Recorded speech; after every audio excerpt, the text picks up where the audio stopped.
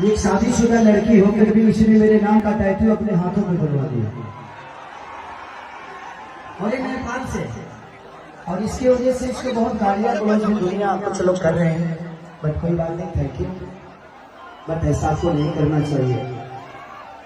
आप इतने अच्छे हैं ना, आपके लिए हम कुछ भी कर सकते हैं।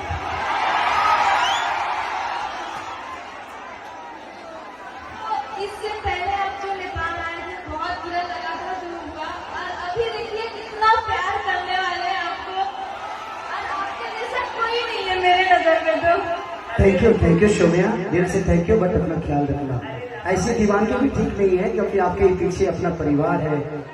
सबका दीवानगी कोई नहीं करता है, कोई एक ही को कोई पसंद करता है जो आपको मैं करती हूँ बस पूरी इंडस्ट्री में। एक सौम्या के लिए जोरदार ताली बजाइए। ये मेरे से मिलने पिछले शो में आए थे, लेकिन मैं मिल नहीं पाया, बहुत बड़ा प्रॉब्लम था। लेकिन आज मैं इससे मिला, इसका वीडियो किसी ने मुझे भेजा था। ये रो के अपना टैटू बनवा रही थी। लेकिन बट कोई thank you so much Saumya, दिल से थैंक यू। कि जहां गए बूटा जा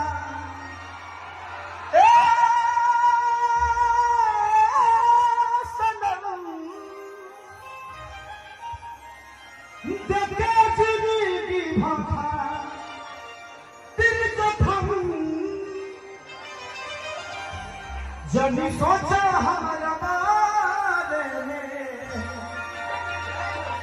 तो हर खातिर हमारा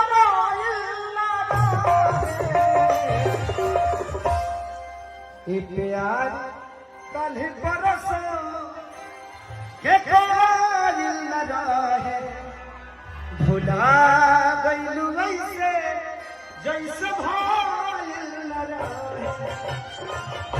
तो मैं चाहता हूँ कि बहुत सारे गाना होंगे, लेकिन उससे पहले माननीय मंत्री जी और पूरा नेपाल आज इस धरती पे आया है।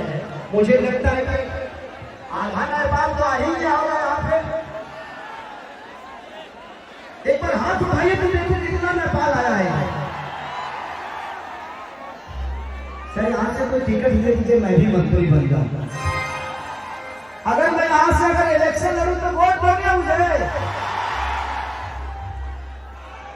जिस पार्टी के लिए वोट मांगूंगा उसको वोट दोगे ना?